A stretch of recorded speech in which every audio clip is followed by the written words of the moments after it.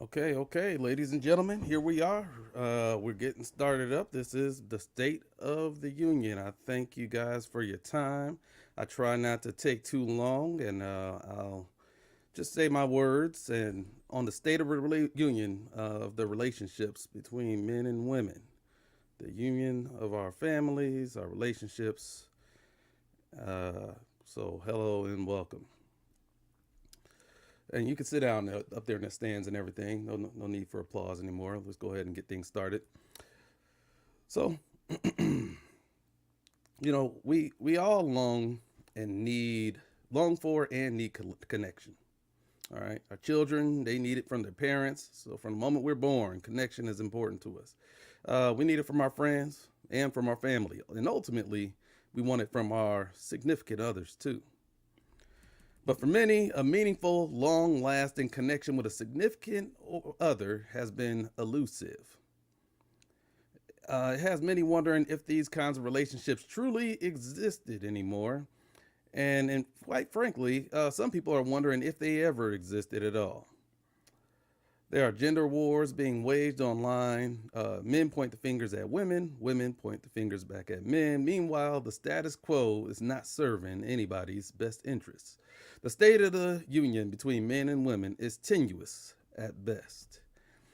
And I am of the belief that if we continue on the current path, we will continue on course towards creating a new normal, one where marriages and relationships that last for decades become the exception to the rule, one where the vast majority of children will not know what it's like to grow up in a household, both of their biological parents, for 18 years of their lives. In other words, the nuclear family, as they call it, will become a relic of a past society as we create a new equilibrium. And I'll explain what I mean by that word equilibrium that was chosen intentionally. In the sciences, when systems are balanced, we call that a state of equilibrium. An ecosystem, for example, reaches equilibrium when various life form populations don't get too large or too small. All right, there's some check and balances going on there to prevent them from getting too large for tall. Because too many of one animal can lead to them devouring another life form into extinction, and too few of one animal risk extinction of that animal and can lead to the overpopulation of the prey that animal tends to prey upon. And that in turn can lead to an underpopulation of that life form's prey, and a chain reaction of influences destabilizes the status quo and threatens to bring down the entire ecosystem. But maintenance of the status quo ecosystem and complete death of the ecosystem altogether are not the only two options. But based upon the new pressures that exist within an ecosystem when a new species is introduced into it, especially a foreign invasive species, there are other states of new equilibrium in between on that whole spectrum that this equilibrium could be evolving towards. And I use the word evolve intentionally. Everything evolves. The Grand Canyon didn't always look the way that it did. There are places that currently are desert regions, but used to be fertile with tons of life. What we see today or in the past is not how it has always been, nor necessarily how it always will be. And scientists have had to understand that in order to understand our world a little bit better. Scientists such as Darwin and others. The same is true for our relationships and marriages. While marriage like arrangements have existed through much of human history across various cultures, there is no guarantee that that equilibrium will remain forever. There's no guarantee that the nuclear family will be the predominant family dynamic going forward. I say this because a lot of people strive to change things back to the way that it used to be. But for some, especially women, there's no desire to go backwards. Many associate past dynamics with women having minimal rights and being subject to abuse and controlling households. With such beliefs, it's almost impossible to expect things to go 100% back to the way that it used to be. Women in America have largely rejected the old order of business, and understandably so. Sure, some of those same women complain about men not being as masculine and cut from the same cloth as previous generations, and they complain about the loss of chivalry, which is a set of gender-based expectations and duties that show themselves in courting and relationships. But the baby has been thrown out with the bathwater at this point. The old rules were thrown out, and no new rules were ever given or clearly specified for how we're supposed to navigate the new normal. So we're in a free for all, allowing nature to take its course, setting a new equilibrium for us. Technology, social media, and internet have also played a role in changing up the dating landscape in ways that many are still trying to keep up with their implications. It has expanded our options and access to people inside and outside of relationships. Will the new equilibrium be based on people, shacking up for 2 or 3 years at a time before picking new mates? Will the marriage, divorce, and custody laws evolve to keep up with the evolving nature of our relationships? These are all open questions. While the majority of animal species do have two sexes, only a few of them, like humans, that pair up as lifetime partners.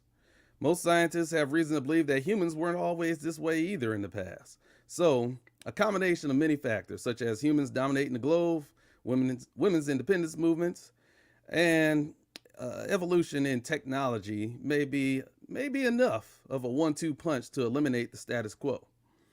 In 1950, 10% of households with children in the United States were single parent households. Now, it's 31%, more than 3 times higher. Worldwide, that rate is 7%. America definitely is on a trajectory of finding a new normal, a new equilibrium, if you will, and we're still on that move. We haven't quite settled yet. If we become a majority single parent society, I would expect that the single parent households would be raising children under the conditions necessary to continue and maintain that single parent equilibrium in the indefinite future. That's the nature of an equilibrium. It keeps building and supporting itself to continue the status quo. Once it stops doing that, then you spiral into new equilibriums and even the death of the relationships altogether. There are some that are trying to fight these trends, some for religious reasons, some are using the experience, statistical, and psychosocial arguments about the benefits of two parent homes as a reason to fight for these two parent long term commitments. But the train is still continuing on its course nonetheless. It takes majorities of both sexes to be on board in order to create such an adjustment to change our path that we're on. And right now, there's not enough trust between the sexes for things to turn around. So I don't see that happening anytime soon. And broken trust is the reason. The sexes in general have lost faith in one another. Fears of men as abusers instead of protectors and controlling instead of liberating have led to more women than ever strongly valuing their independence and their ability to leave relationships and not have to stay in a bad relationship. So some women withhold from being fully invested in their relationships because they fear the thought of being his everything just for him to turn around and possibly cheat on her. And as women take on a larger role in the workforce, many are seeing less value and purpose for the men in their lives. Or at least men have to be increasingly more exceptional in order to satisfy them. Many men have fears of settling down due to marriage, divorce, and custody laws and enforcement being slow to evolve to the new norms in ways that put them at risk financially and otherwise. Many also fear that their women will leave them high and dry after a few years just for reasons like being bored or simply not being happy and wanting to explore the excitement on the other side of the fence.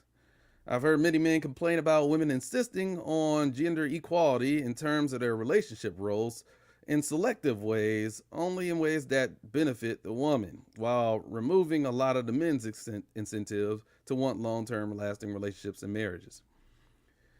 The complaints about the opposite sex are endless, all right? Men are sassy, they want to be chaste and feminine. Women are masculine, argumentative, and unreasonable. Nobody's listening to the opposite sex complaints and taking them seriously. Instead, we have a clapback culture to simply launch insults back, call each other dusty, gold diggers, words that rhyme with pimp but start with an S, pick me's, etc. All of the good faith that's necessary for two parties to come together gets eroded. And it's so much easier to think that the people of the opposite sex who left you emotionally distraught are enemies, predators, and filled with bad intentions. Sometimes it's hard to see that they're just simply wanting the same connection that you do and don't know how to get there. This is where the state of our union is, or the lack thereof of a union, finds us. For those who want long term, genuine, ride or die connections and are tired of continually accidentally swallowing the pee in the dating pool, it's hard to know what voices to listen to as a compass for what we want to find. My goal is to shine a light on that and give some clarity. What's different about me than some of the other voices you might hear is that I rarely will tell you what you should and shouldn't do. I respect your freedom to live as you wish. I understand that not every lifestyle is good fit for everybody. One size does not necessarily fit all. However, I will speak up if I feel that certain actions work against your own intended goals. If, for example, you want a long-term monogamous relationship, but you've adopted behaviors and beliefs that decrease the probability that you'll achieve that, then you'll hear from me about that. We all have freedom to do what we want and want what we want. But all behaviors and mindsets come with consequences that we aren't free from. So I'll try to explain the links between the two so that people can make wise decisions for themselves and the outcomes they want most. The Facebook Live conversations I've been having weekly for the past month or so address topics that help me to introduce new thoughts and ideas I haven't heard a lot of people and relationship personalities discussing that are relevant to the current state of the union. We've talked about what happens when marriage moves from being a necessity to an option. My belief is that as technology and society evolves to make us safer from various threats, marriage becomes more optional. I believe that once marriage becomes an option and women gain freedom of independence, fewer will opt for marriage long term. The tolerance bar of putting up with a spouse gets lower. And while many people start off their lives looking for their special person to spend the rest of their lives with, a larger portion of people find themselves after decades of failed relationships concluding that they're better off and or happier single. I believe that many people could come to that realization sooner with fewer broken hearts and broken families along the way. I also believe that fewer people are motivated to develop the skills necessary in order to coexist long term with the opposite sex peacefully when marriage becomes optional and there are seemingly unlimited opportunities for redos with another person anytime things aren't as wonderful as they were during the honeymoon stage. When you have to stay together, you are forced to find positive ways of coexisting. If it's optional, you don't have to change or challenge anything about yourself. You can just find a reason to leave, which happens to be an easier thing to do than changing yourself. I'm of the belief that many people aren't as fond of the opposite sex as we'd like to think that they are. An older sibling, for example, may love a newborn baby sister or brother when they're born. But after they grow into a toddler that learns how to speak their mind instead of silently looking cute all day, suddenly sibling rivalries and jealousies start flaring up. Similarly, we often love the opposite sex before we start dating. Then, once we find out that they have annoying behaviors, habits, and mindsets that we don't quite understand, we suddenly have a choice to make on whether or not the good feelings they make us feel are worth the other headaches that comes with the relationship. No relationship is all pros.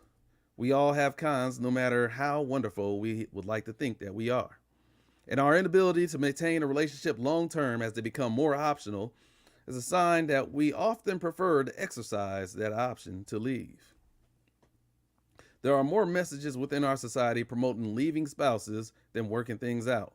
Our fairy tales tell us that with the right one, that everything will be rosy and happily ever after, right? So Many are quick to conclude that they must not be the right one at the first sign of inconvenience. And most of us are more focused on what we can get out of the opposite sex than what we can do to serve them. Some ideologies teach us to be equality scorekeepers instead of making sure equality scorekeepers insisting on making sure that everyone's doing exactly 50-50 in all aspects that matter to us. Well, that's a recipe for resentment and ungratefulness, as we often are selective in what areas we insist on being 50-50 in, for only ways that benefit us, and we can be blind to the labors of our partners endure, and that can include putting up with our attitudes, mood, and unreasonableness too, right? If somebody's putting up with all of that, and I have not adjusted myself, then I don't know, maybe that counts as the equivalent of a few extra chores because I've stressed them out. So those are things that we have to think about. Also, with women's independence comes more responsibility of the consequences that naturally come from it.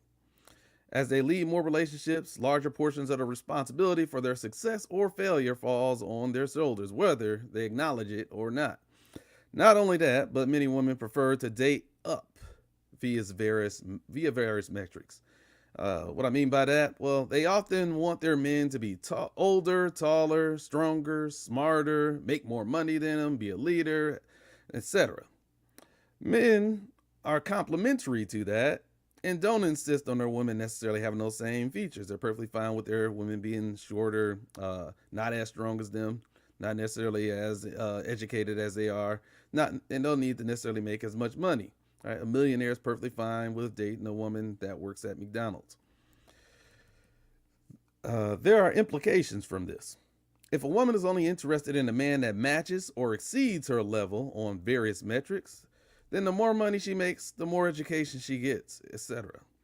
The fewer men qualify to meet her standards for being willing to take her on. Look at age, for example. Some women don't date down in age at all. I've had more than my fair share of women not even give me a fair shot in the past, even for just being a few months younger. What that ends up meaning is that many women's pools of options get narrower as they age, and is at its highest, and their pool of options are at its highest when they're younger. And that's just simple math. Men tend to be fine with dating down in age, so their options can actually increase with age. When I entered high school as a freshman, many of my female classmates were dating upperclassmen, while none of my male counterparts were dating any of the upperclassmen themselves. They were pretty much dating just the people within our age group, if they were dating anybody in our high school at all.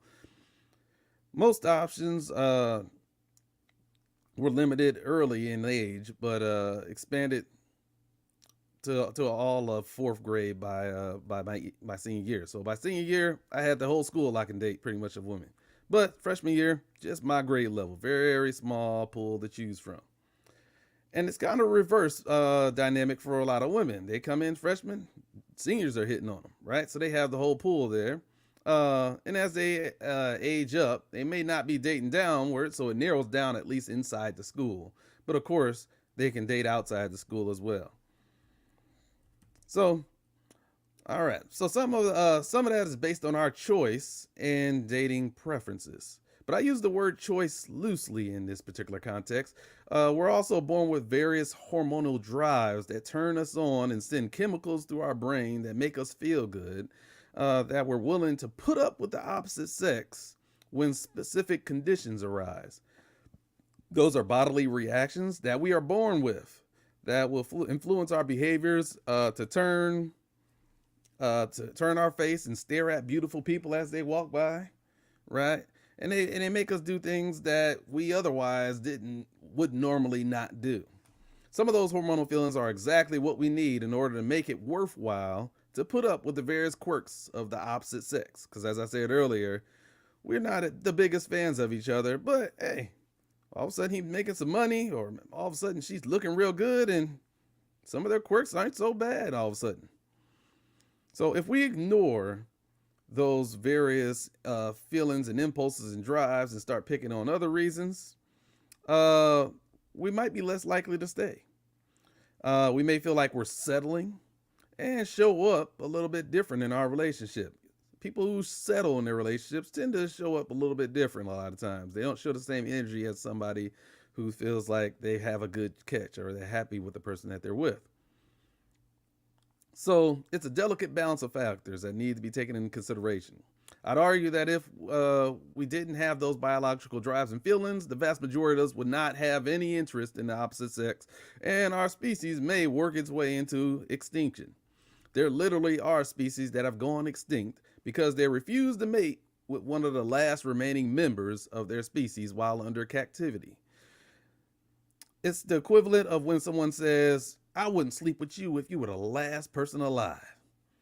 We aren't as different from animals as we'd like to think. Our mating habits and rituals are just as weird, if not more so. And taking a wider lens perspective, while injecting science into the picture, can help clarify what's motivating us and our partners in relationships. All right, my goal is to impress upon us all a better understanding of ourselves so that we can describe ourselves similar to how nature shows describe mating habits of other species. As we continue to lay that out week by week, I'll leave you with a few thoughts in the meantime. Realize that we're all looking for love, both men and women. The problem is that most of us have been burned and are operating in protective mode of our hearts. So we settle for just sex or just money and extravagant lifestyles. Whatever we can get of value without putting our hearts at risk, we'll take. Evolution by natural selection is pretty good at making sure we can have the short-term relationships and situationships. But it takes a lot more than that for long-term relationships to be advantageous in the eyes of both men and women. The types of people we choose for Mr. or Mrs. Right versus Mr. or Mrs. Right now can be totally different people. And many of us are comfortable settling for Mr. Right now because it seems safe. But a closed heart may be protected from pain, but it's also protected from love. You close off love from being able to get in for the benefit of not being hurt. But if you open up your heart, it can be hurt, but you can also receive love. So there is no reward without risk. We're all trying our best to navigate the opposite sex. When we like someone, we wonder whether or not we should call right away or maybe wait a while, whether approaching a woman in a certain situation will come off creepy, or if she's just hoping that he make a move finally. And what works for one person doesn't necessarily work for the other. The people with the loudest voices telling the opposite sex what they should and shouldn't do often aren't challenged by the people of the same sex when they say it. So there's a silent majority a lot of times, and the opposite sex ends up getting the wrong picture about what the opposite sex wants. It can be confusing, leading us to do actions that we wouldn't normally do. We're not even showing our true authentic nature all the time, but we're just hoping that by luck, one of these little weird quirks ends up being the magic thing that unlocks the key that gives us a chance at pursuing a genuine relationship. Like I said, we're just as weird as the animals. When you watch those animal shows and they start doing weird mating rituals, like, why are they even doing that? That doesn't make sense to me. Human beings can be the same way. People get dumped for weird reasons, odd reasons. You may have done some of that yourself. But we're all just trying to navigate this all out, this whole confusing thing. We've thrown out the old rules, and as we try to recreate and construct the new, it's kind of like an empty slate. People are being raised and they don't know exactly what to do.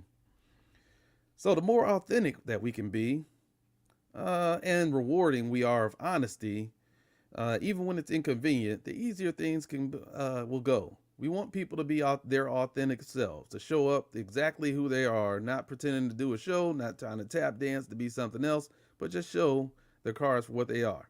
But also, in order to encourage a welcoming atmosphere where people show their cards for exactly what they want, who they are, we also have to be open and receptive to receiving that, even if what they say we don't like, if it's critical of us, etc.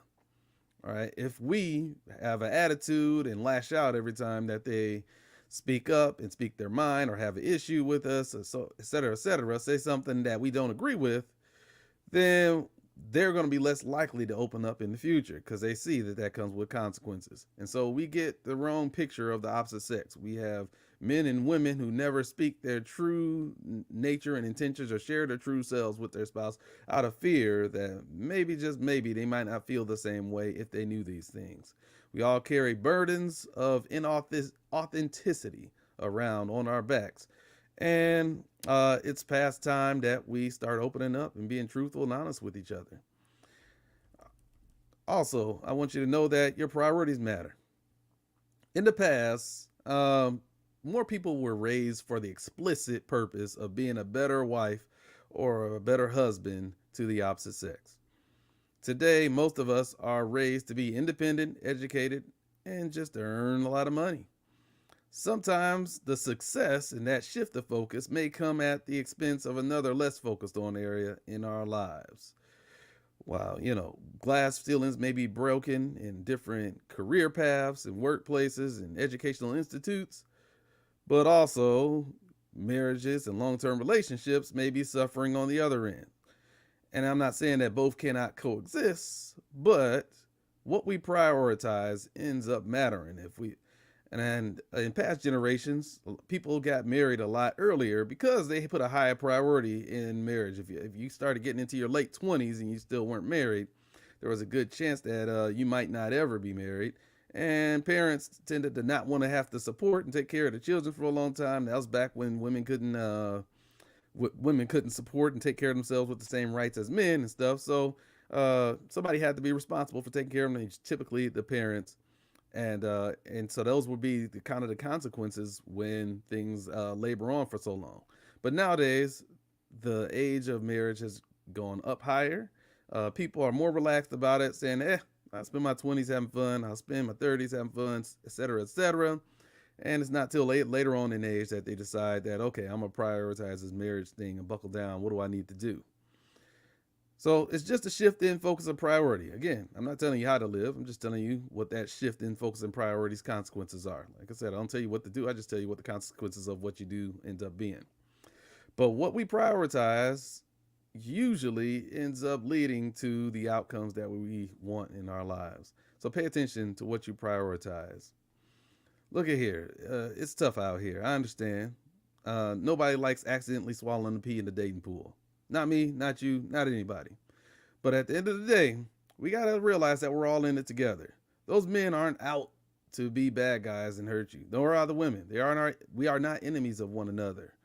We may be misguided. There may be some people that are more malevolent than others. But in general, we're all just trying to figure the situation out. And we don't understand each other well enough to be able to figure it out. And we communicate poorly with one another.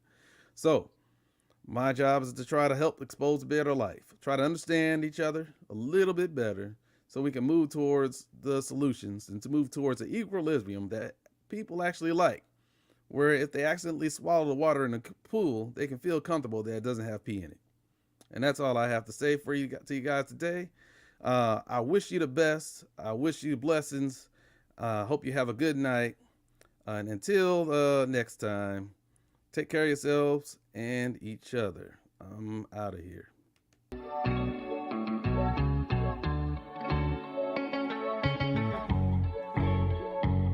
Feel free to leave a comment, right? Like the video, share with your friends.